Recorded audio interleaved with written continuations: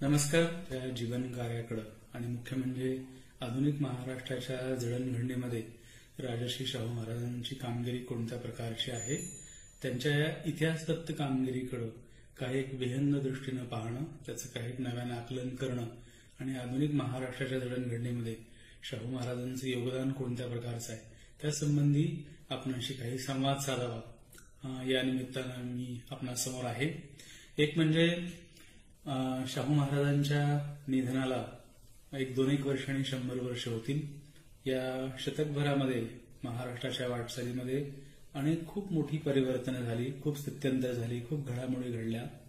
सामाजिक जीवनाचा, राजकीय जीवनाचा आणि सांस्कृतिक जीवनाचा एक मोठा विकसनशील वाटचाल महाराष्ट्राच्या इतिहासामध्ये आपल्याला पाहायला मिळते.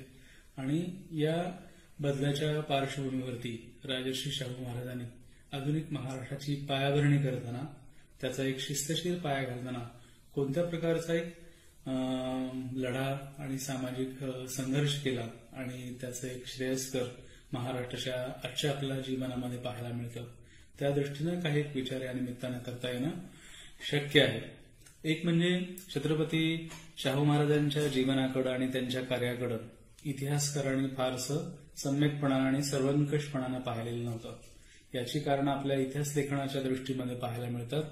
एकतर इतिहास लेखन हा बऱ्याचदा बाधित दृष्टीने लिहिण्यात जाण्याची शक्यता असते. त्याचबरोबर या इतिहास लेखनावरती जात आणि वर्ग संबंधाचा देखील काही एक प्रभाव पाहायला आपल्याला मिळतो. गेल्या 20 वर्षामध्ये मात्र राजर्षी शाहू महाराजांच्याकडे महाराष्ट्रातल्या आणि भारतातल्या अभ्यासकांनी नव्या दृष्टिकोनातून पाहायला आपल्याला दिसतं आणि ही एक समाधानाची बाब आपल्याला म्हणावी लागते. ज्येष्ठ इतिहासकार जुन्या पिढीतले त्र्यंशम शेजवलकर यांनी 1948 साली इतिहासात व्यक्तीचे मूल्यमापन नावाचा एक लेख लिहिला होता. अतिशय परखड आणि सुस्पष्ट विचारांसाठी म्हणून शेजवलकर प्रसिद्ध होते. त्यात त्यांनी असं म्हटलं होतं की इतिहास लेखन हा महाराष्ट्रातला बहुतांश वेळी हा दयाळू, कृपाळू, मायाळू, श्रद्धाळू आणि झोपाळू अशा स्वरूपाचा असतो. त्याचबरोबर ज्ञातीवर्गाच्या आणि प्रस्थापित हितसंबंधाच्या देखील प्रभावाचा काही एक भाग इतिहास लेखनामध्ये असतो. आणि म्हणून एकतर स्वतः राजर्षी शाहू राजा होते, यामुळे देखील त्यांच्या क्रांतिकारी कार्याकडे इतिहास लेखकांचं लक्ष गेलं आपल्याला नसावं असं मला वाटतं. हे सगळं पाहत असताना एक लोककल्याणकारी राजा, प्रजाहितरक्षवादी राजा, एक क्रांतिकारी राजा, सामाजिक कृतिशीलतेचा पाया आपल्या संस्थानामध्ये आणि महाराष्ट्रभर घालणारा एक राजा म्हणून या राजाला उन्हपुरं केवळ 48 वर्षाचं आयुष्य लाभलं. 1874 ते 1922 हा त्यांचा जीवितकाळ आहे आणि त्यांचं राज्यारोहण हा 1894 काळामध्ये राजर्षी शाहू महाराजांनी खूप ललांबूट ठरावे, खूप मूलभूत स्वरूपाचे, सामाजिक स्वरूपाचे निर्णय घेतले, धोरणं घेतली, त्याची अंमलबजावणी केली आणि त्याचा एक प्रभाव आधुनिक महाराष्ट्राच्या जडणघडणीवरती खूप मोठ्या प्रमाणामध्ये आपल्याला पाहायला मिळतो. एकतर संबंध भारतभरामध्ये राजेशाहीचा इतिहास हा फार रंजक वाटावा अशा प्रकारचा आहे. 560हून अधिक संस्थानं भारतभरामध्ये त्या काळामध्ये होती आणि ही संस्थानं, बहुतांश संस्थानांचा इतिहास, राजेराजवाड्यांचा इतिहास हा वैभवाचा, ऐश्वर्याचा, हंड्या झुंबरांचा हा इतिहास आपल्याला पाहायला मिळतो. अपवादभूत असेच राजे आपल्या कार्यानं, कर्तबगारीनं महान अशा व्यक्तींमध्ये गणना होऊन बसलेले आहेत. ही खूप अपवादभूत अशा प्रकारची नाव आहेत. बडोदा नरेश, सयाजीराव महाराज गायकवाड, छत्रपती शाहू महाराज आणि अन्य महाराष्ट्रामध्ये काही ठिकाणी अशा कर्तबगार अशा राजे पाहायला आपल्याला मिळतात की ज्याचा भारताच्या राष्ट्र म्हणून घडवण्यावरती खूप महत्वाचा परिणाम झालेला आपल्याला दिसतो. म्हैसूर स्टेट असेल किंवा आपल्या इकडील परिसरामध्ये औंधसारखं स्टेट असेल, अशा देखील संस्थानामध्ये काही बदल, सामाजिक बदल आणि सांस्कृतिक बदल राजे मंडळींनी केलेले आपल्याला दिसतात. त्यामुळं या संस्थानांच्या पार्श्वभूमीवरती राजर्षी शाहू महाराजांचं एक वेगळेपण आपल्याला ध्यानात घ्यावं लागतं. कोल्हापूरचं हे मराठा संस्थान अतिशय छोटं अशा प्रकारचं, 1079 गावं असणार आणि महाराष्ट्र आणि कर्नाटक अशा सीमा भागामध्ये त्याचा प्रदेश व्यापलेला आपल्याला दिसतो. एकतर शिवछत्रपतींची गादी म्हणून महाराष्ट्रीयांच्या किंवा भारतीयांच्या जनजीवनामध्ये कोल्हापूरच्या गादीला अतिशय आदरभाव आणि श्रद्धाभाव लोकजीवनामध्ये आपल्याला पाहायला मिळतो. अगदी ज्यावेळेस राजर्षी शाहू महाराजांचा राज्यारोहण झालं त्यावेळेस लोकमान्य टिळकांनी देखील या आदरापोटीच एक अग्रलेख लिहिला होता की करवीर क्षेत्री राजकीय कपिलाषष्टीचा योग घडून आलेला आहे. या प्रकारचं एक भारतीयांच्या जीवनामध्ये कोल्हापूर संस्थानांविषयी आदरभाव होता आणि ही एक मोठी आव्हान राजर्षींच्या समोर होतं की या गादींचा अधिक विस्तार करावा आणि त्याला अधिक सामाजिक लोककल्याणाचा एक पाया द्यावा, असे एक फार मोठं आव्हान राजर्षी शाहू महाराजांच्या जीवनामध्ये आपल्याला पाहायला मिळतो. राजर्षी शाहू महाराजांच्या संबंध जीवनाकडे आपण पाहिला असताना काही गोष्टी प्रकर्षाने जाणवतात. ज्या प्रतिकूल अवस्थेमध्ये त्यांनी राज्याची सूत्र स्वीकारली त्या काळामधला महाराष्ट्र आणि मुख्य म्हणजे कोल्हापूर संस्थान, तिथल्या सामाजिक राजकीय संस्थानातल्या घडामोडी असतील आणि एकंदर या काळातलं जर स्वरूप पाहिलं असताना तर तो फार प्रतिकूल आणि आव्हानप्रद अशा प्रकारचा आपल्याला पाहायला मिळतो. एकतर म्हणजे राजर्षी शाहू महाराज हे ब्रिटिशांचे मांडलिक राजे होते आणि वसाहत काळातल्या एका परकीय सत्तेचा नियंत्रणाखाली सतत अतिशय कौशल्यानं राजर्षी शाहू महाराजांना काम करावं लागलेलं आहे. त्याचे एक दबाव सातत्यानं त्यांच्या कार्यकाळामध्ये देखील आपल्याला पाहायला मिळतो. मात्र महाराजांनी यातून एक स्वतंत्र वाट अतिशय कौशल्यानं चोखाळली आपल्याला दिसतं. दुसरी एक भाग की पुरातन काळापासून चालत आलेली ब्राह्मणशाही हा देखील राजर्षी शाहूंच्या समोर एक मोठा आव्हानाची गोष्ट होती. आणि तिसरी बाब म्हणजे संस्थानातली नोकरशाही. अशा तिहेरी पातळ्यांच्यावरती एक संघर्ष करत किंवा काही वेळा कौशल्यानं वाट काढत राजर्षी शाहूंनी आपल्या संस्थानांना एका वैभवाच्या शिखरावर आणि पर्यायानं महाराष्ट्राच्या लोकजीवनाला आणि जनजीवनाला एक महत्वाचं एक कार्य करण्याची भूमिका छत्रपती शाहू महाराजांनी पार पाडलेली आपल्याला दिसते. साधारणतः 19व्या शतक आपण हे प्रबोधनाचं शतक मानतो. परंपरा आणि परिवर्तनाचं, नवता आणि परंपरेतल्या संघर्षाची रणभूमी म्हणून 19व्या शतकाकडे आपण पाहतो. आणि या बदलाची, परिवर्तनाची, प्रबोधनाची केंद्र ही साधारणतः मुंबई आणि नंतर पुणे गणली गेलेली दिसतात. त्या पार्श्वभूमीवरती कोल्हापूर हे मुंबईपासून साधारणतः 400 किलोमीटरच्या आसपास असं प्रकारचं गाव होतं, संस्थान होतं. त्यामुळं ह्या बदलाचा संथ अशा प्रकारचा प्रवेश कोल्हापूरच्या संस्थानामध्ये झाला. मात्र 19व्या शतकाच्या उत्तरार्धामध्ये या बदलाला काही प्रमाणात वेग आला. राजाराम महाविद्यालयाची स्थापना झाली. तिथे येणारा शिक्षक वर्ग आणि अन्य काही. इथे एक आणखी आवर्जून उल्लेखनीय गोष्ट करण्यासारखी बाब म्हणजे गोपाळकृष्ण गोखले आणि न्यायमूर्ती महादेव गोविंद रानडे यांचं शिक्षण काही काळ कोल्हापूरमध्ये झालं होतं. याचा देखील एक उल्लेख आपला आवर्जून करावा लागतो. तर अशा या 19व्या शतकातल्या सामाजिक परिवर्तनाच्या काळातल्या उत्तर काळात शाहूंचं कार्य सुरू झालं आणि 20व्या शतकाच्या पूर्वार्धामध्ये त्याला एक मोठा परमोत अशा प्रकारचा आविष्कार शाहूंच्या कार्याचा झालेला आपल्याला दिसतो. आणि म्हणून शाहूकऱ्यांची थोरवी आपल्याला अनेक त्यांच्या व्यक्तिमत्वामध्ये, कर्तबगारीमध्ये पाहायला मिळते. सामाजिक परिवर्तनामध्ये अनेक खूप मूलभूत गोष्टी शाहू महाराजांनी केल्या. शेती, उद्योगधंदे, शिक्षण, जाती निर्मूलनाचा एक महाप्रकल्प असेल, अगदी कॉफी मळ्यांची लागवड असेल किंवा मधुमक्षिका पालनाचा अत्यंत वेगळा अशा प्रकारचा प्रयोग शाहू महाराजांनी आपल्या संस्थानामध्ये केला होता. साखर कारखाना असेल किंवा कापड गिरणी असेल, व्यापार पेठांची निर्मिती असेल, तर असा एक सतत आधुनिकवादी जीवनदृष्टीचा राजा, लोककल्याणकारी राजा म्हणून अतिशय ललामभूत अशा प्रकारचे प्रयोग शाहू महाराजांनी आपल्या संस्थानामध्ये केले आणि त्याचा एक अनुषंगिक अशा प्रकारचा फायदा किंवा लाभ महाराष्ट्राला झालेला आपल्याला दिसतो. राजर्षी शाहू महाराजांच्या एका महत्वाच्या कार्याचा या ठिकाणी आपण विचार करणार आहोत. तो म्हणजे जात निर्मूलनाचा आणि जातमुक्तीच्या लढ्याचा. भारतीय इतिहासामध्ये जातीवास्तव अतिशय गुंतागुंतीच्या स्वरूपाचा आहे. एक प्रकारच्या अमानुष गुलामीचा आणि दास्यत्वाचा इतिहास म्हणून तो गणला जातो. अतिशय विषम अशा शोषणाचा एक इतिहास म्हणून भारताच्या एक दुःखद वास्तव प्राचीन काळापासून भारतामध्ये चालू होतं. तर अशा एका महत्वाच्या प्रश्नाकडे आणि अतिशय मूलभूत प्रश्नाकडे राजर्षी शाहू महाराजांनी महत्व ओळखून त्यासंबंधी आपल्या आयुष्याचा उत्तरार्ध या वंचितांच्या, कष्टकऱ्यांच्या आणि दलितांच्या जातमुक्तीसाठी लढा दिलेला आपल्याला दिसतो आणि तो विविध पातळ्यांवरच्या स्वरूपाचा दिलेला दिसतो. एकतर एका परंपराशील अशा राजाने या प्रकारचं काम करावं हीच एक इतिहासामध्ये एक फार महत्वाची घटना मानावी लागते. राजर्षी शाहू महाराजांच्या या कामामुळं त्यांचा धेडोंका राजा अशी देखील कुत्सित अवहेलना देखील समाजामधून झाली. पण दुर्भागी लोकांच्या कल्याणासाठी झटत राहणं आणि वंचितांच्या लोकांसाठी आपण काम करत राहणं हा शाहू महाराजांच्या आयुष्याचा एक महत्वाचा, अतिशय महत्वाचा पैलू आहे की ज्यामुळं दलितांना एक आत्मसन्मानाचं, आत्मबळाची जाणीव झाली, अस्मितेची जाणीव झाली आणि त्याचं लोन महाराष्ट्रभर आणि भारतभर गेलेलं आपल्याला दिसतं. महात्मा फुले, महर्षी विठ्ठलराम शिंदे, राजर्षी शाहू महाराज आणि डॉक्टर बाबासाहेब आंबेडकर ही भारताच्या जातमुक्ती लढ्यातली एक महत्वाची, महाराष्ट्रातली एक महत्वाची कडी म्हणून आपण, शृंखला म्हणून पाहू शकतो, शलाका म्हणून पाहू शकतो. आणि या साखळीतल्या शाहू महाराजांचे एक राजा म्हणून दलित मुक्तीच्या लढ्यामध्ये, सामाजिक समतेच्या लढ्यामध्ये शाहू महाराजांनी कोणतं काम केलं तर त्याचं एक वेगळेपण आपल्याला आवर्जून या निमित्तानं ध्यानात घ्यावं लागतं.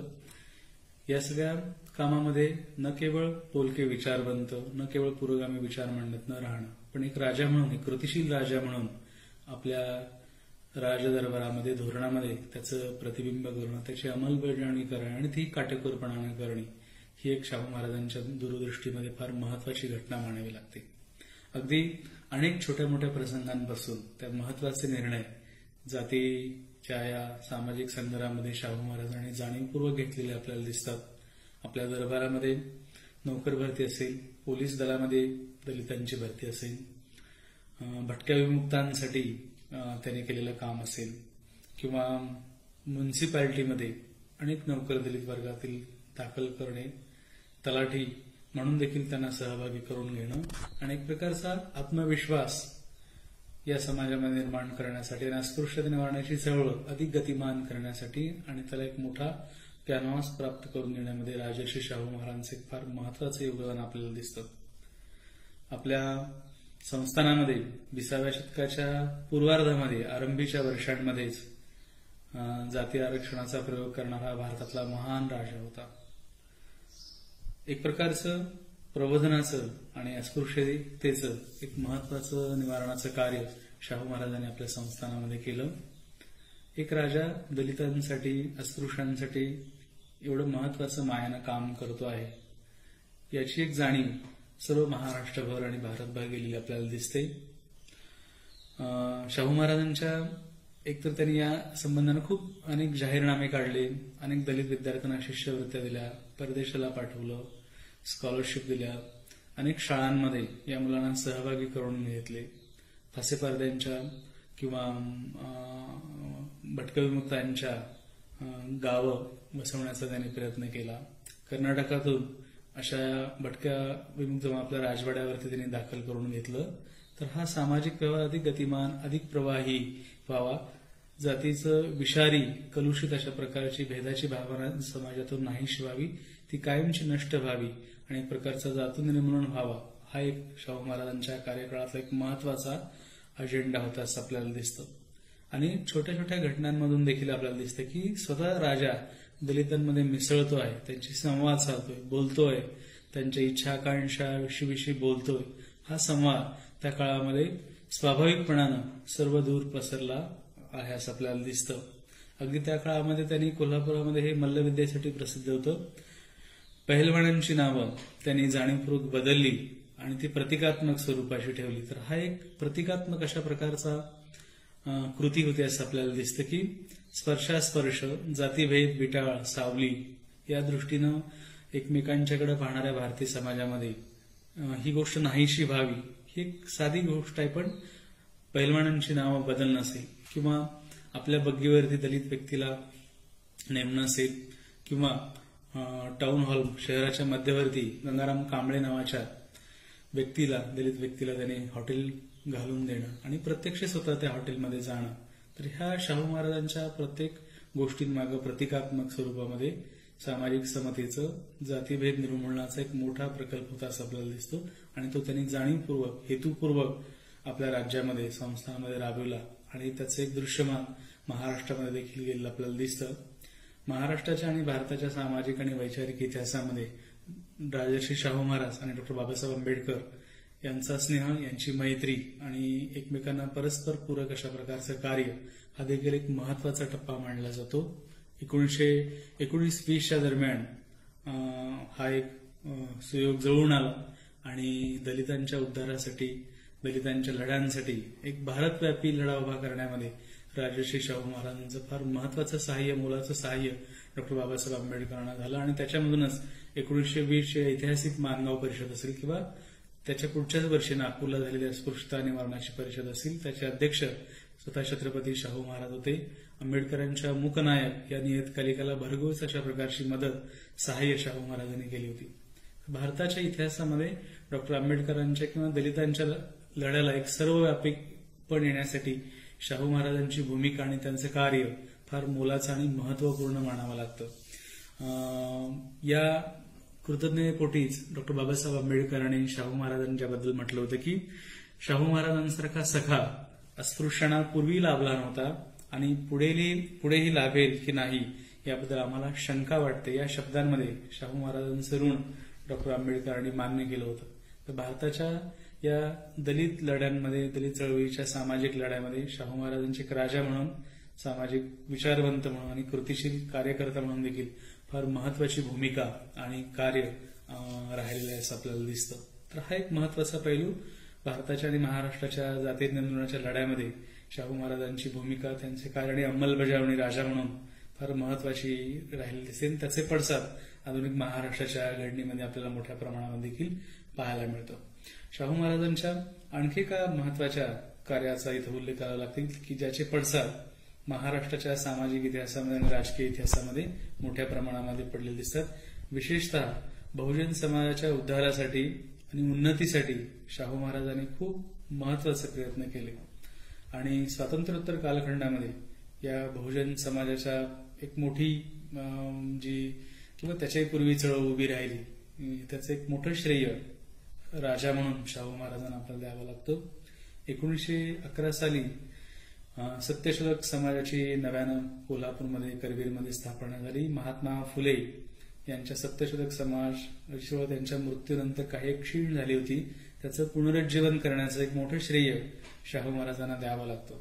आणि त्या काळात सत्यशोधक चळवळीचे केंद्र कोल्हापूर हे झालेलं आपल्याला दिसतं. स्वतः शाहू महाराज हे आर्य समाजिस्ट होते, पण तरी देखील सत्यशोधक चळवळीचे, ब्राह्मणेतर चळवळीचे पाठीराखे, एक समर्थक म्हणून, एक विचारक म्हणून, एक संवादी सोबती म्हणून कायम भारताच्या किंवा महाराष्ट्राच्या सामाजिक इतिहासामध्ये राजर्षींचं कार्य अतुलनीय असं आपल्याला दिसतं.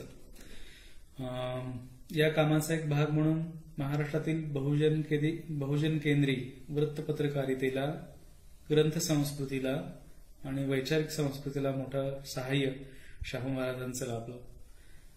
पहिलं बुद्धचरित्र आणि शिवचरित्र लिहिणारे केळुसकरांच्या ग्रंथांना सहाय्य करणं असेल, प्रबोधनकार ठाकरेंच्या लेखनाला सहाय्य करणं असेल, मुकुंदराव पाटील असतील किंवा जवळकर असतील, तर असा एक मोठा 20व्या शतकाच्या आरंभ काळातच सत्यशोधक आणि ब्राह्मणेतर चळवळीचा पाया घालण्यामध्ये आणि त्याचा विस्तार करण्यामध्ये राजर्षी शाहू महाराजांचं एक महत्वाची कामगिरी आपल्याला पाहायला मिळते आणि अखिल महाराष्ट्रभर त्याचे पडसाद उमटलेले दिसतात. महात्मा फुले आणि महर्षी विठ्ठलराम शिंदे यांनी केलेल्या बहुजनवादाच्या मांडणीचा विकास आणि विस्तार करण्यामध्ये राजर्षी शाहूंची कामगिरी फार मोलाची कामगिरी म्हटली पाहिजे. शेतकरी, कामकरी, वंचित आणि बहुजातीय वर्ग संघटित स्वरूपामध्ये आपल्या हक्कांसाठी आणि न्याय प्रश्नांसाठी त्याचं संघटन करण्यासाठी शाहू महाराजांनी महत्वाची भूमिका बजावलेली दिसते. ज्येष्ठ सामाजिक शास्त्राच्या अभ्यासिका डॉक्टर गेल ऑम्वेट यांनी या संदर्भात असं म्हटलं होतं की राष्ट्रवादी विचारांच्या शेतकरी कामकरी नेतृत्व विकासाचे मुंबई आणि पुणे हे प्रभावी केंद्र बदलवून ते कोल्हापूरकडे आणण्याचं श्रेय शाहू महाराजांचं आहे आणि त्याचा एक स्वाभाविक परिणाम एका छोट्या संस्थानातल्या या प्रकारच्या कार्याचा आणि भूमिकेचा प्रसार आणि विस्तार महाराष्ट्र आणि महाराष्ट्राबाहेर झालेला आपल्याला दिसतो. आणि म्हणून शाहू महाराजांचं हे बहुजन समाजाच्या वाटचाली उद्धारा काळाचे एक महत्वाचा एक पैलू म्हणून शाहू महाराजांच्या या सगळ्या कामाकडे पाहावं लागतं. त्याचबरोबर शाहू महाराजांच्या कार्याकडे अनेक दृष्टिकोनातून आपण पाहू शकतो की ज्याचा प्रत्यक्ष अप्रत्यक्ष परिणाम महाराष्ट्राच्या घडणीवरती झालेला आहे. स्त्रियांचं शिक्षण असेल, बहुजनांचं शिक्षण असेल, सहकार चळवळीचा पाया असेल, उद्योगधंद्यांचा पाया असेल आणि प्रयोगशील राजा म्हणून त्याचे अनुषंगिक अशा प्रकारचा प्रभाव आणि परिणाम महाराष्ट्राच्या राजकारणावरती आणि समाजकारणावरती झालेला आपल्याला दिसतो. याचबरोबर शाहू महाराजांच्या ह्या सगळ्या कामगिरीकडे पाहत असताना एक राजा म्हणून फक्त ते बोलून थांबले नाहीत, त्याचा एक कृती प्रकल्प, एक धोरणात्मक कृती प्रकल्प आपल्या राजदरबारामधून दिला आणि महाराष्ट्राच्या जडणघडणीला मोठा हातभार लावला. त्याचं श्रेय कोणकोणत्या गोष्टीमध्ये सामावले आहे तर एक म्हणजे त्यांची जीवनदृष्टी आधुनिक अशा स्वरूपाची होती आणि या आधुनिकतेचं नातं ते ज्यावेळेस युरोपला गेले या प्रकारच्या गोष्टीमध्ये देखील पाहायला लागतं किंवा त्यांना शिक्षणामध्ये ज्या प्रकारच्या प्रभाव त्यांच्यावरती पडलेला आपल्याला दिसतो. तर एका आधुनिक जीवनानं भारतीय समाजाची जडणघडण करावी आणि एक राजा म्हणून आपला त्यात हातभार मोलाचा असायला पाहिजे, या प्रकारची जीवनदृष्टी राजर्षी शाहू महाराजांची होती. दुसरं एक म्हणजे जातमुक्ती लढा हा एक त्यांच्या कार्याचा एक महत्वाचा पैलू होता आणि त्याचा एक आत्मसन्मान आणि आत्मबळ अशा प्रकारच्या दलित वंचित वर्गाला मिळालं, हा देखील त्यांच्या कामाचा एक आधुनिक महत्वाचा पैलू. त्याचबरोबर ह्या सगळ्या कार्याला कायद्याच्या चौकटीमध्ये, अंमलबजावणीच्या चौकटीमध्ये त्यांनी रूपांतरण केलं आणि त्याची कक्षा आणि व्याप्ती वाढवण्यामध्ये एक महत्वाचा सहभाग एक राजा म्हणून शाहू महाराजांचा राहिला. संस्थात्मक जीवनाचा पायाभरणी करणे आणि त्याचा विस्तार करणं हा देखील शाहू महाराजांच्या कार्यकाळाचा एक महत्वाचा पैलू होता.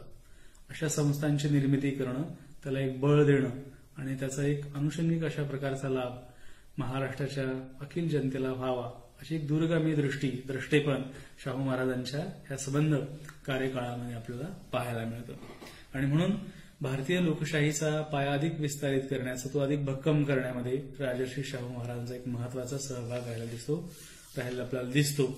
आणि ते केवळ संस्थानांपुरता सीमित राहिला नाही तर तो अखिल महाराष्ट्रव्यापी झालेला आपल्याला दिसतो. किंबहुना भारतभर देखील त्याचे पडसाद त्यांच्या समाजकार्याचे पडलेले आपल्याला दिसतात. आणि म्हणून महाराष्ट्राच्या सामाजिक परिवर्तनाचा, प्रबोधन चळवळीला, सामाजिक जीवनाला एक कृतिशील अशा प्रकारचा चेहरा देण्यामध्ये आणि आधुनिक महाराष्ट्राची नवघडण करत असताना राजर्षींचं कार्य हे प्रमाणभूत आणि पायाभूत ठरलेलं असं आपल्याला दिसतं. हे त्यांची कर्तबगारी फार महत्वाची आणि मोलाची मानावी लागते. आणि म्हणूनच एन डी पाटलांनी इतिहासाला कलाटणी देणारा आणि नवा इतिहास घडविणारा महान समाज पुरुष या शब्दामध्ये राजर्षी शाहूंच्या कार्याचा गौरव केलेला आपल्याला दिसतो.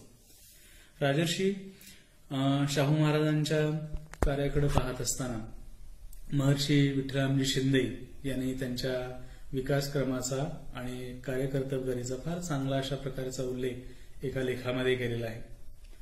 त्यांनी शाहू महाराजांच्याबद्दल असं म्हटलं होतं की शाहू महाराजांचे मन उत्क्रमणशील आणि उत्कर्षशील होते आणि तो नवयुगातला सर्वांगपूर्ण राष्ट्रपुरुष होता.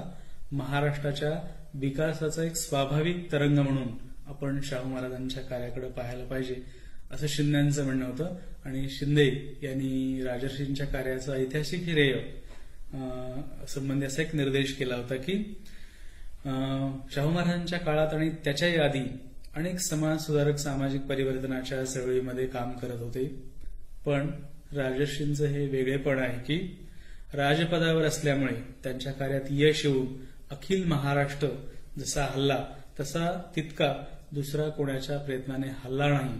तर या दृष्टीने देखील आपण राजर्षींच्या कार्याकडे पाहायला लागतं. 20व्या शतकाच्या आधुनिक नवमहाराष्ट्राच्या जडणघडणीमध्ये, त्याच्या प्रारंभ पर्वामध्ये महाराष्ट्राला एक नवी सामाजिक दृष्टी, कृतिशील स्वरूपाची सामाजिक दृष्टी आणि प्रबोधन दृष्टी आणि बहुजन समाज प्रतिनिधी विचार मांडण्यामध्ये राजर्षी शाहूंचं एक फार महत्वाचं योगदान आहे. आणि भारतीय लोकशाहीचा पाया अधिक भक्कम आणि विस्तार करण्यामध्ये राजर्षी शाहूंची भूमिका ही फार क्रांतिकारी अशा स्वरूपाची ठरली आहे. आणि म्हणून आधुनिक महाराष्ट्राच्या जडणघडणीमध्ये राजर्षी शाहूंचं कार्य अशा अनेकविध गोष्टींमधून, पैलूंमध्ये आपल्याला ध्यानात घ्यावं लागतं. धन्यवाद.